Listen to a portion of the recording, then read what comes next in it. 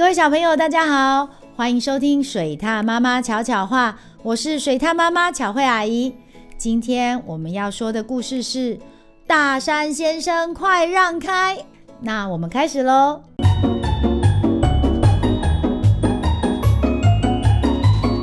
水獭妈妈巧巧话。大山先生见多识广，他已经几百万岁了。大山先生好喜欢人们在他身上爬来爬去，因为这会让他觉得浑身痒痒的。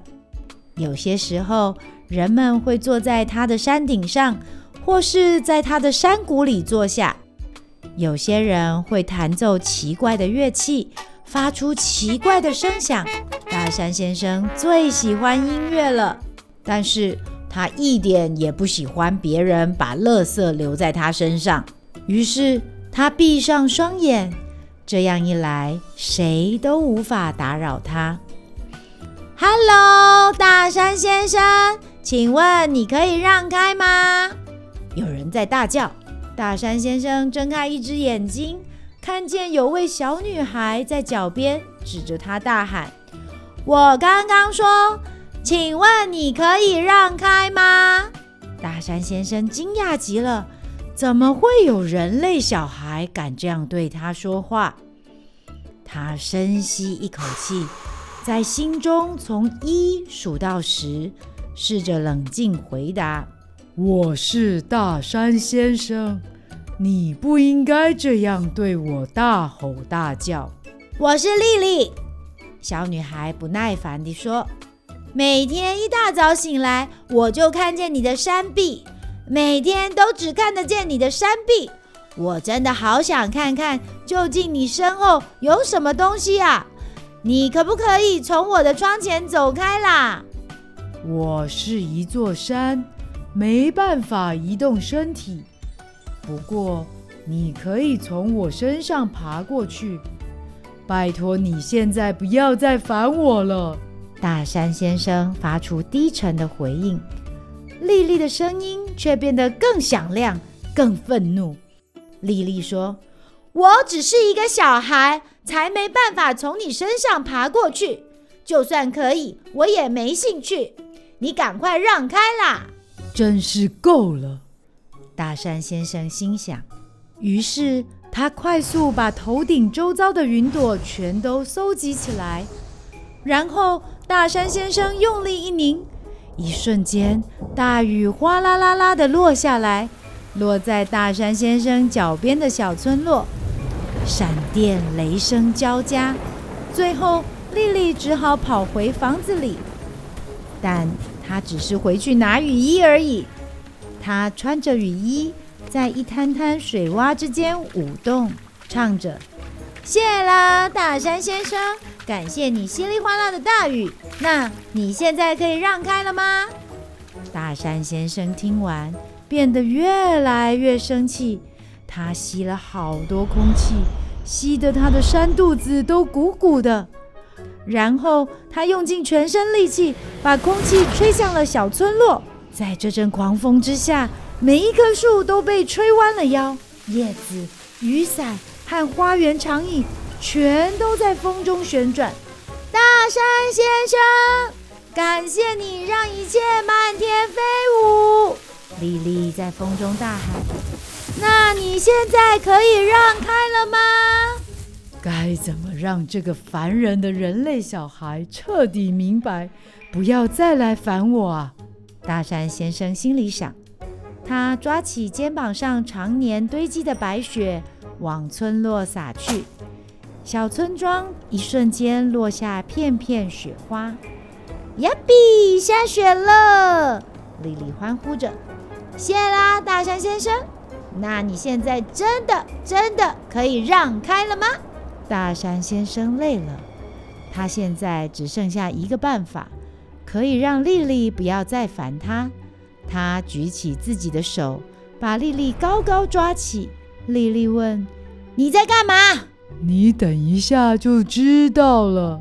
大山先生叹了口气说，然后就把莉莉放在自己的头顶上。怎样？你现在满意了吗？哇！莉莉惊叹，那些房子好小啊！大山先生，你终于让我看到山的另外一边了。我看到那边有一座城市，远处还有一片大海，我可以看得好远好远，仿佛永无止境耶！莉莉在大山先生的头顶上坐了好久，看得好远。她给山丘取了名字，想象如果到那些村庄、城镇走走，会是什么样子。从那天起，莉莉学会了徒手爬山，大山先生也小心翼翼地不让她跌倒。有些时候，她自己一个人就能爬到山顶。大山先生好喜欢让莉莉爬到自己的头顶，也很庆幸莉莉再也没有对他大吼大叫。突然有一天，莉莉不在了，几个星期过去了，几个月也过去了。大山先生第一次觉得时间过得好慢，好几百万年以来，他都没有同伴。大山先生越来越难过，他好想念莉莉，想得他的泪水都落到了小村庄里。他用力啜泣时，连地面都在震动。人们把房子盖得更牢固了，这样房子才不会倒塌。没带雨伞也绝对不出门。终于有一天，在某个昏暗的日子，大山先生听到一个声音： Hello， 大山先生，莉莉回来了，而且她长大了不少。大山先生第一次为自己无法移动而感到难过，现在他真想开心地跳起来。莉莉向大山先生叙述她的故事，她去了好多城市，穿越异地风景，抵达海边，途中甚至还爬上其他山上。莉莉让大山先生看她拍的照片，这样他也能看到世界其他地方的景象。后来，莉莉常常去找大山先生，这让她的心情变得很好，小村庄的天气也变得很好。大山先生已经好几百万岁了，就算他没办法移动，也没有关系。台语小教室，这一集水獭妈妈要用台语带大家认识台湾有山这个字的地名。首先，我们从北部开始，在台北市、新北市就有很多很特别的山，像是圆山、泰山、金山。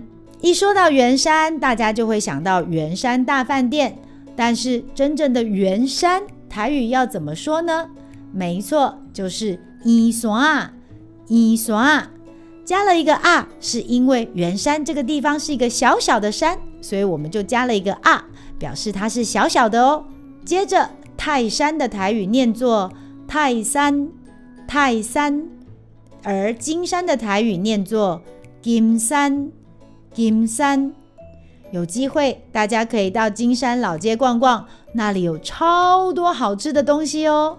接下来往下一点，会来到桃园的龟山和新竹的香山。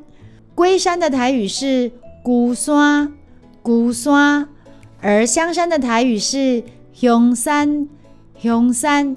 也许这两个地方小朋友比较少听过，但是真的非常值得去一趟哦。住在龟山和香山的小朋友也欢迎告诉阿姨你们有在听故事哦。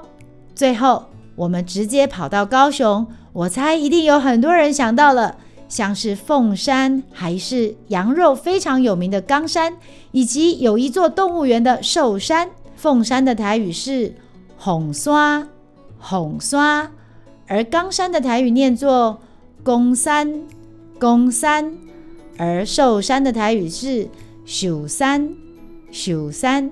小朋友都记起来了吗？